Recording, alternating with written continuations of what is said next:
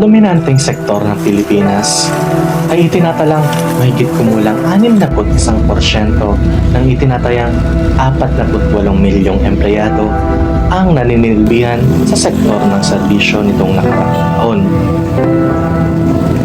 Kabilang rito ang ilan sa mga trabahong call center agents, virtual assistant, retail, edukasyon at hospitality. Sa paglipas ng panahon, patuloy na kinikilala ang trabaho bilang isang gawaing bumubuhay sa tao. Subalit, paano kung isa ka sa mga taong hindi lamang basta kabuhayan ng trabaho, kundi serbisyo para sa tao?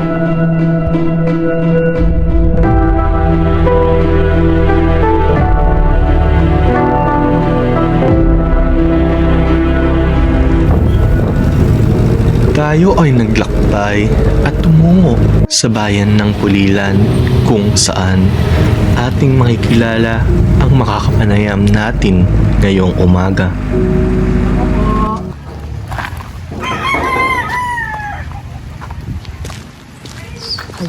Isa sa aming mga nakapanayam ang mag-asawang si Kuya Akong at Ate May na naninilbihan sa sektor ng pagsaserbisyo.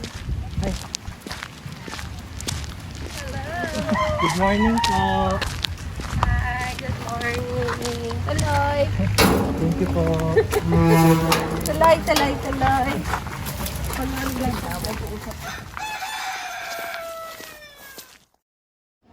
So, kaming mag-asawa kasi parehas na kaming VA. Pero siya, meron pa siyang corporate job. Tapos ako, VA na ako for 7 years na since kinuha ko yung anak ko. Before that, nasa corporate talaga kami. Doon kami nagkakilala. Doon nabuo ang aming love story.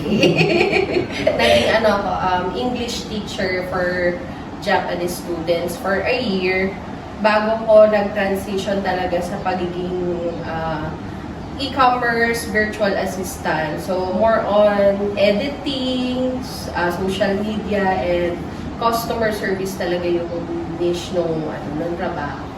And then si Taytay, siya naman, ikaw? Yun. Actually, by profession, I'm a registered nurse. Pero never ko pang na-experience or na-practice. So, naging entire career ko sa freight forwarding industry. So, I became an operations executive. Ako kasi, ang naging goal ko naman is to have an additional support financially because may mga challenges. So, ang work ko ngayon as PA sa manufacturing sector. So, my client is in the US. So, tinutulungan ko siya dun sa pag-market ng items na sinesell out nila. So, yun.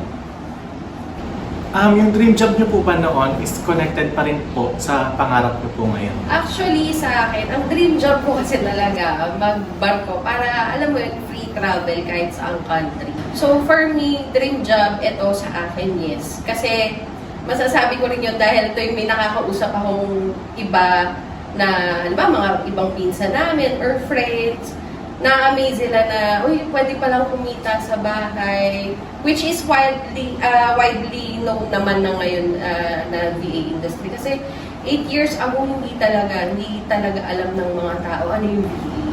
Yun, sa akin, from my end naman, hindi. As I mentioned earlier, di ba, I'm a registered nurse, hindi ko na-practice.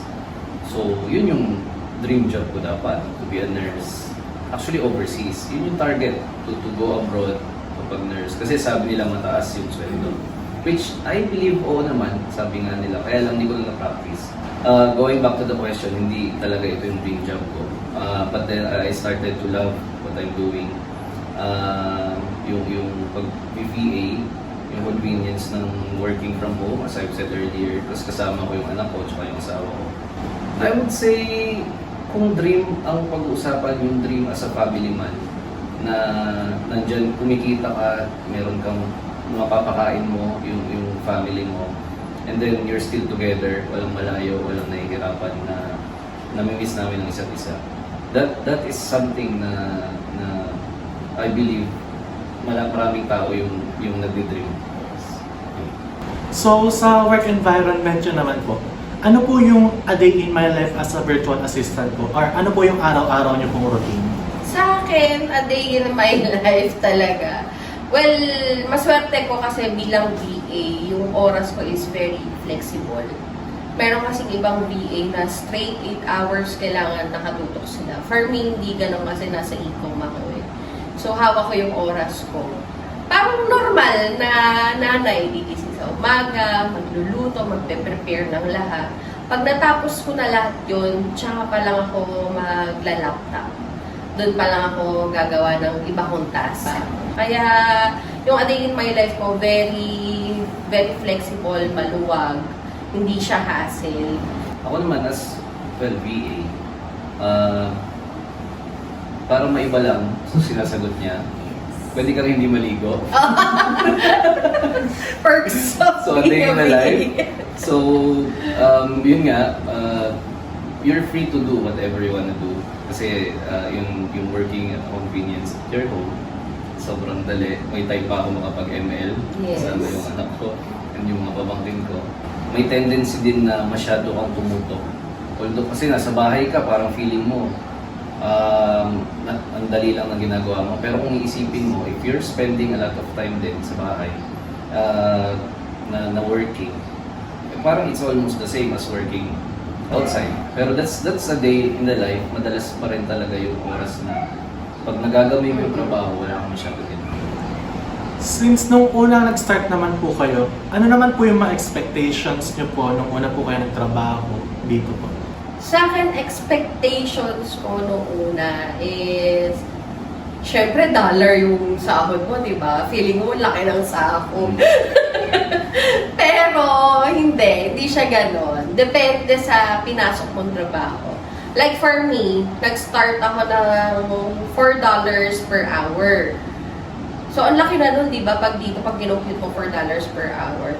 Pero over the years kasi, lalaki yung rate mo. Depende sa skills na kaya mong ibigay or sa trabaho na kaya mong ibigay.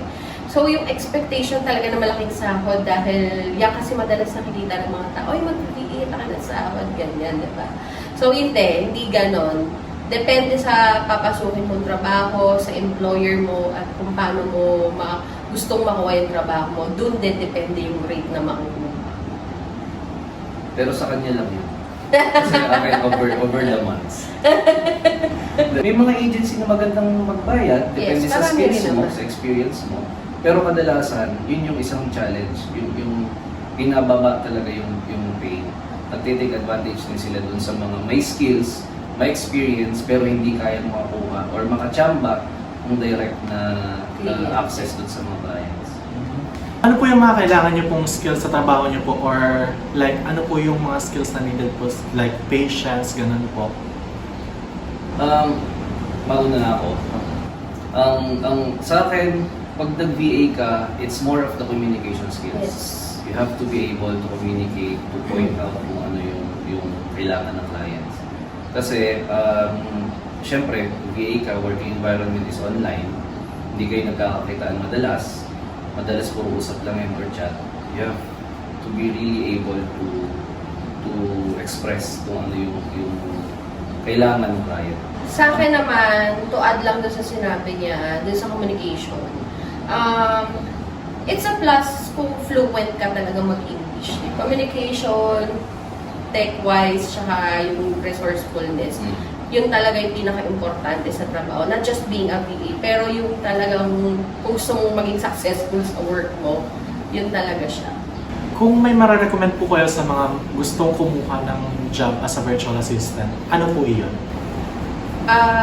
Kung meron mang gusto mag-virtual job or yung mga remote works, ang pinaka-suggestions talaga namin is isipin nyo munang mabuti kung talagang gusto nyo pasukin din tong trabaho. Ang marirecommend ko is to focus on what you love to do. Oo.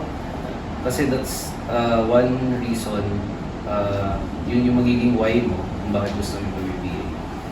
Diba? You have to focus and concentrate on the skill set na meron ka. If tingin mo magaling ka makapag-communicate, then why not? Maraming mga clients dyan naghahanap ng gano'n. Kung magaling ka sa design, bakit hindi rin? Marami rin yan. So, yun nga, kung recommendation part, ang masasabi ko is to really focus on your skills. Kung saan ka magaling, kung saan ka nag-stand out.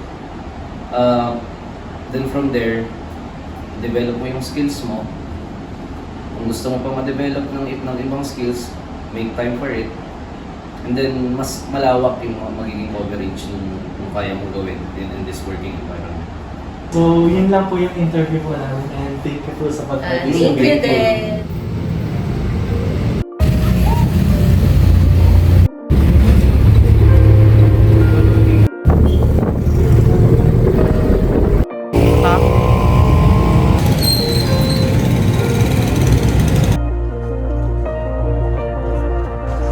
So, nandito na po tayo ngayon sa Pulilan kung saan dito daw po sa gate na red natin makikita.